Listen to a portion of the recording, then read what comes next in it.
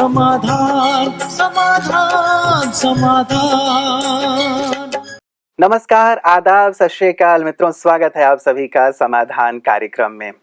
पौराणिक कथाओं में हम सुनते आए हैं कि सागर मंथन जब हुआ तो उसमें से बहुत सारी चीज़ों के साथ साथ अमृत भी निकला, जिसे देवताओं ने ग्रहण किया और हमेशा के लिए अमर हो गए। तभी से मानव मन में ये चाहना रही कि काश हमें भी कहीं से अमृत मिल जाए, कोई ऐसी जड़ी बूटी मिल जाए जिसे खाकर हम अमर हो जाएं। और चलो अमर न भी हों तो कम से कम दीर्घायु तो अवश्य हो जाएं। यही कारण है कि जब कभी उसे सुनने में आता है कि फला फला व्यक्ति जो है वो दीर्घायु है, 150 साल की उम्र है या 1.25 साल की उम्र है, तो तत्काल वहां पहुंच जाता है और पूछता है कि आपकी जीवन शैली कैसी रही है, आपका खान पान कैसा रहा है, ताकि इसे जानकर वो भी दीर्घायु हो सके। वास्तव में कल भ्राता जी स्पष्ट कर रहे थे कि अमरत्व वास्तव में व्यक्ति अपने कर्मों से प्राप्त करता है, शरीर की अमरता की बात नहीं है। फिर भी मानव मन की चाहना तो चाहना रहती ही रहती है। इसीलिए मैं भी कल कुछ किताबें खंगाल रहा था और उसमें अमरत्व की कुछ अच्छी बातें मुझे भी प्राप्त हुई है, जिसकी चर्चा हम लोग भ्राता जी से भी करेंगे। पहले मैं आप लोग के सम्मुख रख देता हूँ। वेदों में कहा गया है कि क्रियाकांड से, प्रजनन से व धन से नहीं, अमरत्व तो त्याग से मिलता है। और वैसे ही ईसा मसीह जी ने कहा है कि जो अपने जीवन की आहुति देता है वही अमर जीवन अर्थात अमरत्व को प्राप्त करता है। बहुत लंबी चौड़ी चीज़ें थी, लेकिन कुछ चीज़ें मुझे बहुत अच्छी लगी हैं, जिनकी चर्चा से आज के समाधान की हम शुरुआत करेंगे। आइए भ्राता जी का पहले अभिनंदन करते हैं। भ्राता जी बहुत बहुत स्वागत और अभिनंदन है।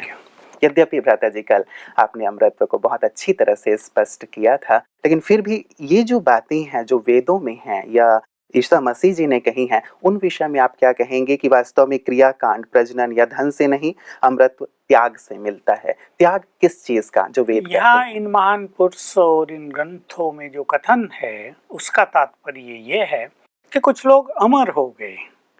महात्मा गांधी अमर हो गए, स्वामी विवेकानंद अमर हो गए, वीर शिवाजी अमर हो गए, ईसा मसीह अमर हो गए, महात्मा बुद्ध अमर हो गए। देह उनका आज नहीं है पर उनका नाम अमर है। जैसे उनका जीवन जीवंत है, आज भी मनुष्य के सामने एक आदर्श है। तो इसी के बारे में लोगों ने ये सब बातें कही है कि हम भी अमरत्व को प्राप्त करें। जो पहली बात थी कि लोग जाते हैं, कोई 125 साल जिया, कोई 150 साल, उनसे पूछने के लिए भाई आपकी दीर्घायु का राज क्या है, आखिर खान पान ये वो, लाइफ स्टाइल, एक्सरसाइज, प्राणायाम, लेकिन केवल इनसे काम नहीं चलता। मैं रोज देखता हूँ हमारे यहाँ भी कई लोग बिल्कुल नियमित रूप से अच्छे प्राणायाम और आसन करते हुए भी कई ऐसे रोगों के शिकार हो गए हैं जिनके बारे में उन्होंने कभी सोचा ही नहीं था। तो केवल शारीरिक चीजों से दीर्घायु भी प्राप्त नहीं होती।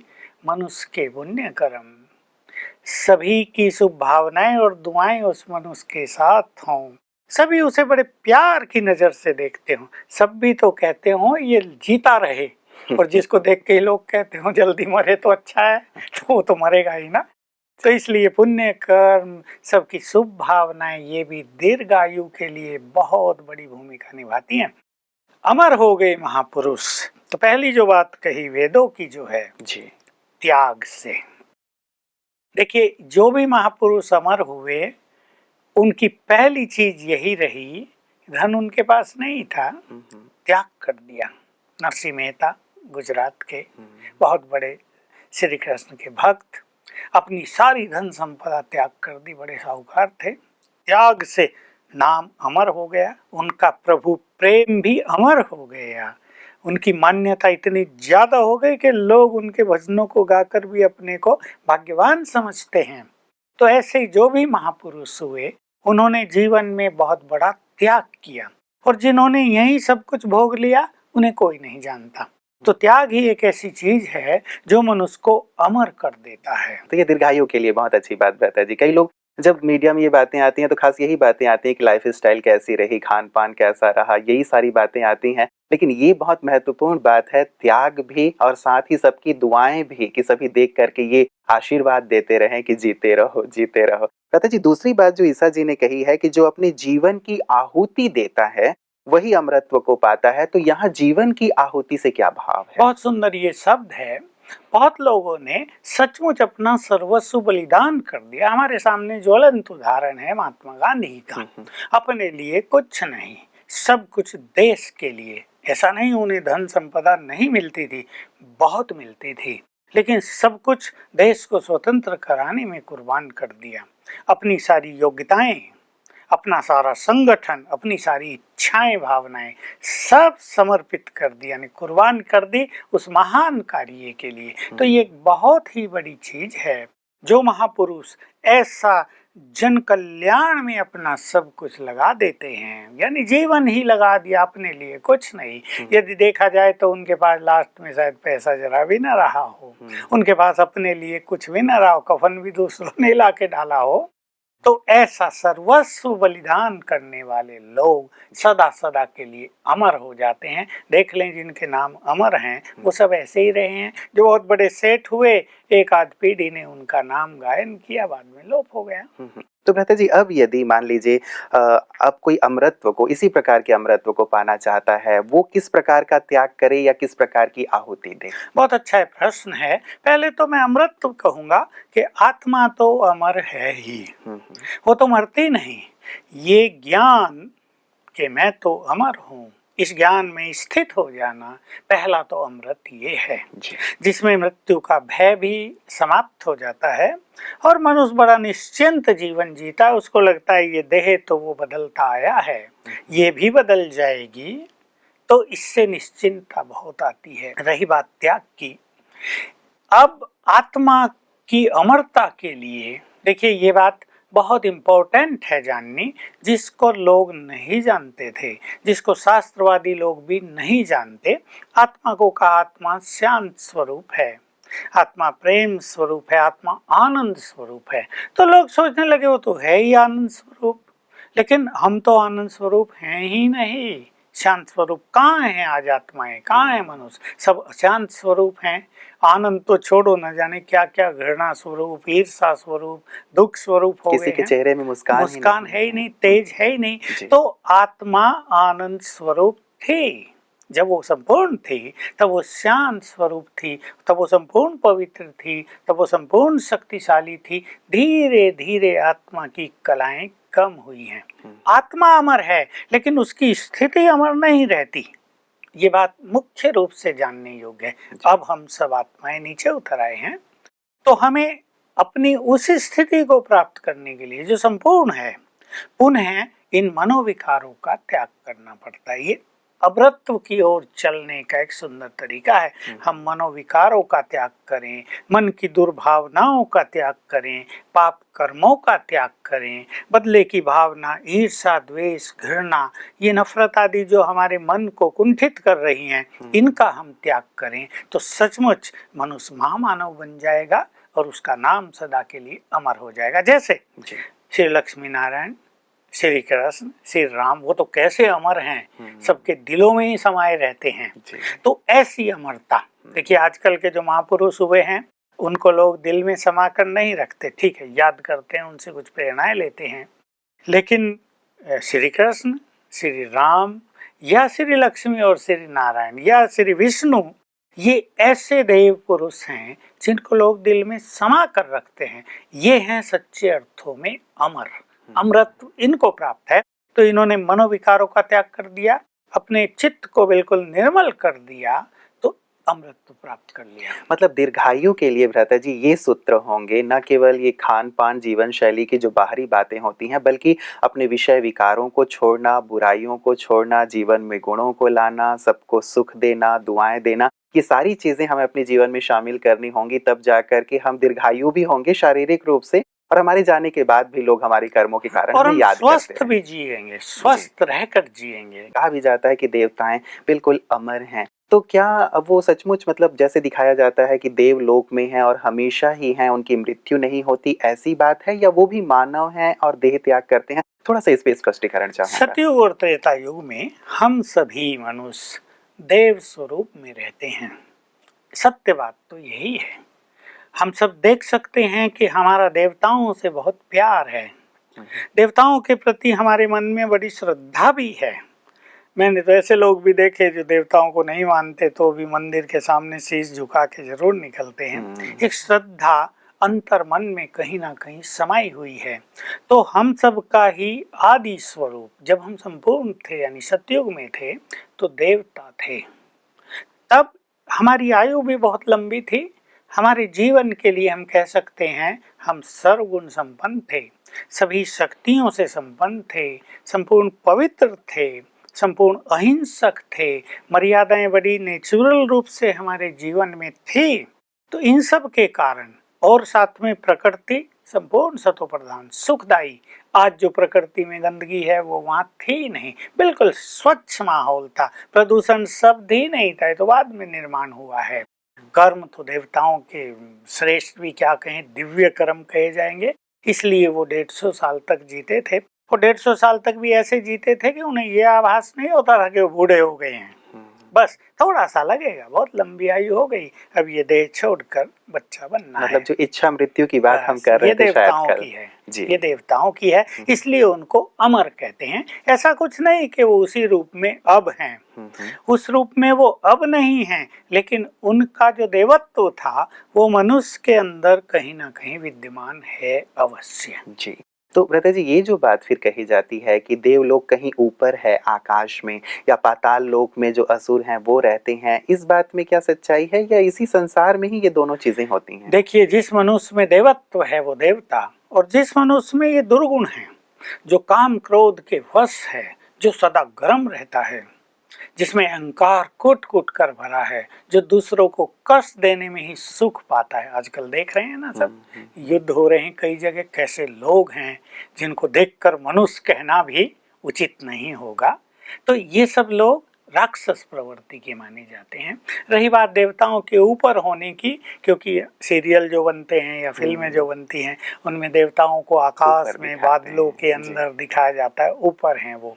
तो वास्तव में इस स्थूल संसार के ऊपर यानी आकाश के परे, जहाँ आकाश संपूर्ण रूप से समाप्त हो जाता है, सूक्ष्म लोक है, उसको फरिश्तों की दुनिया कहा जाता है।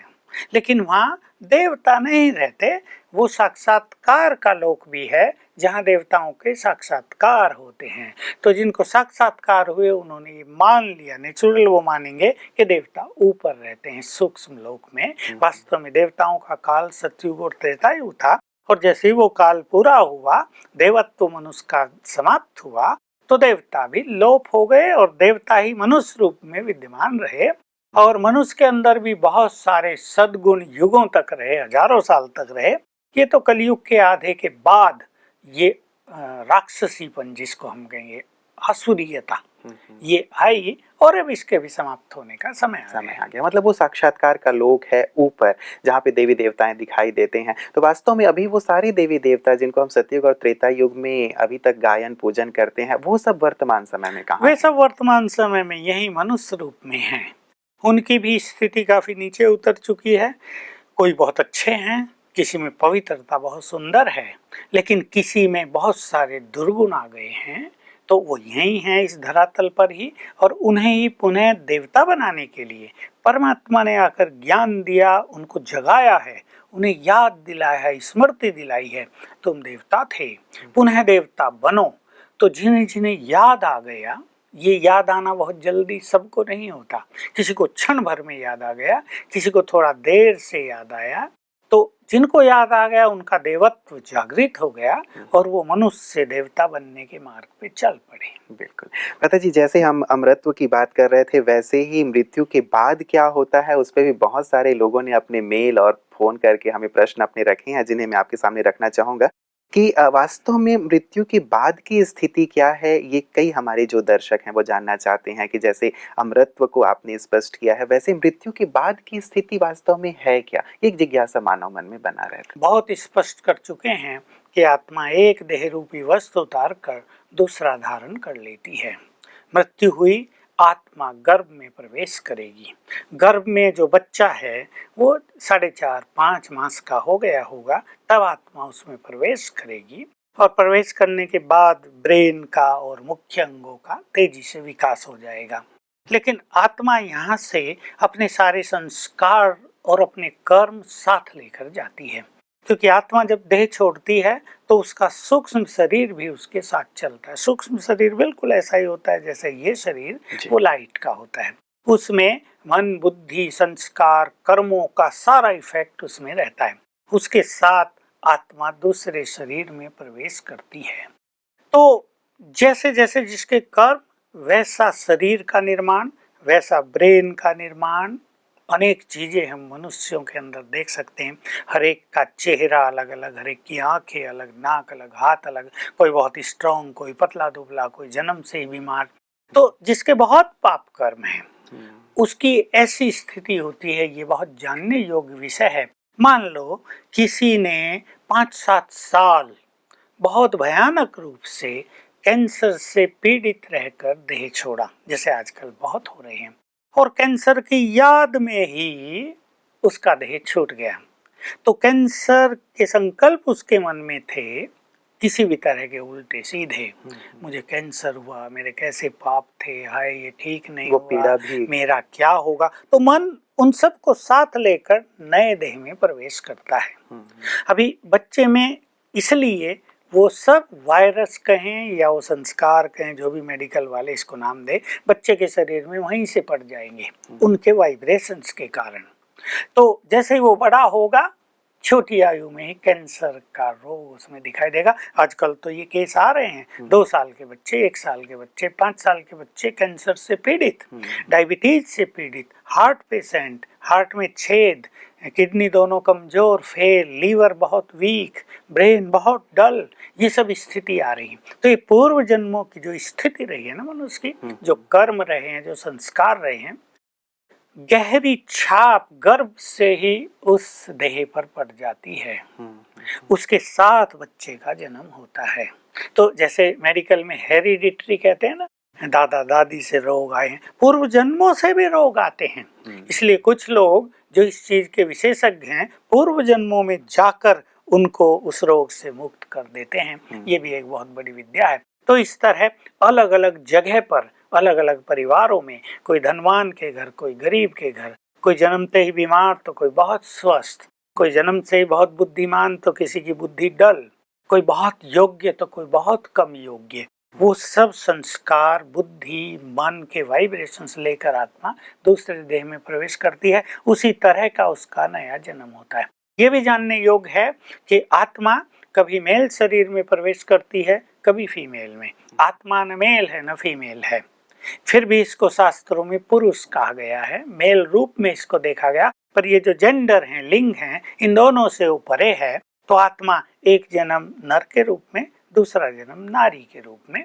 और कभी कभी ऐसा हो सकता है कि एक साथ 2 जन्म एक ही योनि में हो जाए, 2 बार पुरुष बन जाए या 2 बार स्त्री बन जाए, इसके ज्यादा नहीं। अन्यथा हर बार चेंज होता रहेगा। कभी कभी ऐसा होता है कि पुरुष के संस्कार अति प्रबल हैं, तो दूसरा जन्म भी पुरुष के रूप में हो जाएगा। बस ये अगले जन्म में स्थिति बनती है। शायद इसीलिए कहा गया है शास्त्रों में, रहता जी, अंतमति सो गति, कि आप जैसी स्मृति में शरीर छोड़ते हैं वैसी ही आपकी गति होती है। आज ये बात समझ में आ रही है कि जैसे विचार और वाइब्रेशन के साथ हम जाते हैं वैसी हमारी गति होगी। इसीलिए अंतिम गति, जैसे हम कल परसों भी चर्चा कर रहे थे, अच्छी हो, इसके लिए शायद अच्छे ध्यान की, ईश्वर की याद की परम आवश्यकता है।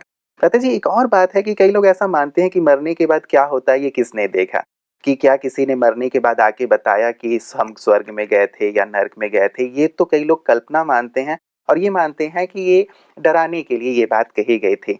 तो इस विषय पे आप क्या टिप्पणी करेंगे, जो लोग ऐसा मानते हैं कि स्वर्ग नरक जैसी कोई चीज नहीं है? हाँ, स्वर्ग नरक की तो बात नहीं, पर मैंने भी एक बुक मेरे पास आई जिसमें मृत्यु के बाद क्या, तो लोग जो मृत्यु को प्राप्त हो गए थे वो 5 मिनट में वापस आ गए, माना देह फिर से जीवित हो गए। इसमें वंडरफुल बात ये थी कि सबके अनुभव एक जैसे थे, कि वो कहाँ से पास हुए, कौन उन्हें मिला, क्या बातचीत हुई और कैसे वो नीचे आ गए वापस, वो सब बातें उन्होंने सुनाई, लगभग एक जैसी। तो इस सब को कल्पना तो नहीं माना जा सकता। उसमें बहुत अच्छे अच्छे लोग भी थे, कई वैज्ञानिक, कई अच्छे प्रोफेसर, कई अच्छे डॉक्टर्स, ऐसे लोगों के वो अनुभव थे। 100 लोगों के अनुभव छपे हुए हैं। दूसरी, हमारे भारत में भी जहाँ तहाँ एक घटना होती रहती है कि कुछ बच्चे 2 साल के, जैसे वो बोलना सीखते हैं ना 3 साल के, और वो अपने पूर्व जन्म का बखान करने लगते हैं। अरे मेरी माँ कहाँ है, उसका नाम ये है, मुझे वहाँ ले चलो, मैं यहाँ कहाँ आ गया, मेरा तो घर वहाँ है। और लोग जब वहाँ जाके पता करते हैं तो एग्जैक्टली वो बिल्कुल स्पष्ट होता है, उसमें किसी को कोई संशय मतलब गुंजाइश ही नहीं संशय की कि ये जो बालक कह रहा है संपूर्ण सत्य है। अनेक वैज्ञानिक वहाँ पहुंचे, मनोवैज्ञानिक पहुंचे, सबने इस चीज की जांच की। अभी पीछे भी मुजफ्फरनगर का एक बहुत अच्छा केस ऐसा ही अखबारों में छपा था और कई बार ऐसे छपते रहते हैं।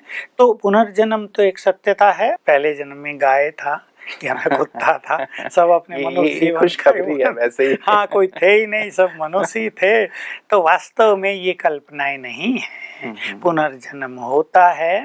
मृत्यु के बाद किसने देखा, देखा है हम सब ने, हम उसे भूल गए हैं। मृत्यु सबकी हुई है और सब उस अनुभव से गुजरे हैं, लेकिन इस संसार के वातावरण में, यहाँ के वाइब्रेशंस में, यहाँ की मोह ममता में मनुष्य को सब कुछ विस्मृत होता रहता है। और विस्मृत होना ही कल्याणकारी है। सब कुछ याद रहे तो शायद मनुष्य पागल ही हो जाएगा, इसलिए भूलने में बड़ा भला है। मुझे लगता है कई लोग भ्राता जी इस विचारधारा के होंगे कि शायद अब उन सब चीजों को याद करने से क्या फायदा है, यही जो है उसी का सुख लो, आनंद लो। शायद ऐसी मानसिकता वालों का ये प्रश्न हो सकता है। ये ठीक है बात कि भविष्य के बारे में ज्यादा न सोचा जाए, परेशान न हुआ जाए, लेकिन ये भी न सोचा जाए कि बस यही अंतिम जीवन है, यही एकमात्र जीवन है और पाप ये वो शराब कबाब खूब ऐसा मौज कर लो, उससे तो यही दुर्गति हो जाती है। अगले जन्म की तो बात छोड़ो, अनेक शराब पीने वालों के लीवर खराब हो गए, किसी को कुछ हो गया।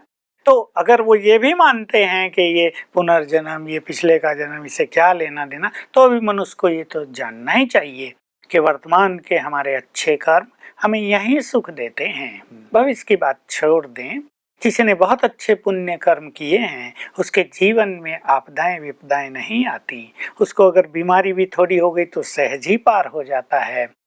खुशी हम दूसरों को देते हैं तो हम बहुत खुश रहते हैं, सुख बांटते हैं तो जीवन सुखी रहता है।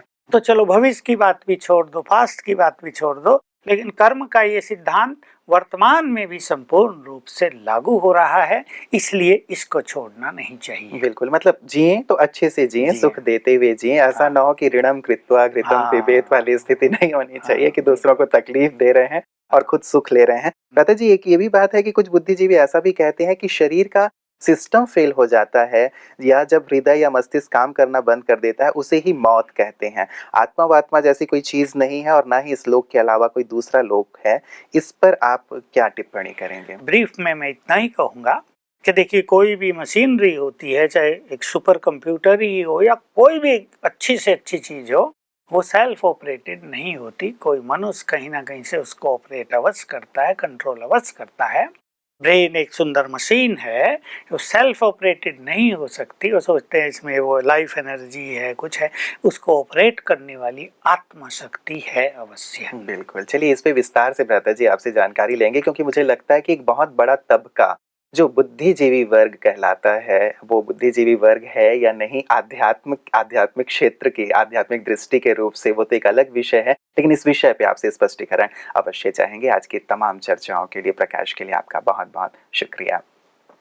मित्रों, बहुत अच्छा लगता है जब हम जो अदृश्य जगत है कभी कभी उसकी चर्चा करते हैं। दृश्य जगत में हम सब चीज़ें देख रहे हैं, कौन सी चीज़ कैसी है, कहाँ है, किस प्रकार कार्य करती है, लेकिन अदृश्य जगत भी इसके पीछे है और उसके माध्यम से भी दृश्य जगत संचालित होता है। इसे भी समझना बहुत आवश्यक है, क्योंकि जब हम अदृश्य जगत अर्थात पर्दे के पीछे क्या है उसे जानते जाते हैं तो हमारे अंदर का भय दूर होता चला जाता है। हम बहुत ज्यादा कॉन्फिडेंट होते चले जाते हैं, या हमारे सोचने समझने और कार्य करने की जो गति है, स्थिति है, उन सब में परिवर्तन आता चला जाता है और इनकी सचमुच बहुत ज्यादा आवश्यकता है। तो इस चर्चा को भ्राता जी के साथ आगे भी जारी रखेंगे कि वास्तव में कैसे हम इस सत्य को समझ सकें और अपने जीवन में समझते हुए उसे कार्य में भी लगा सकें। आप बने रहिएगा हमारे साथ समाधान कार्यक्रम में। नमस्कार।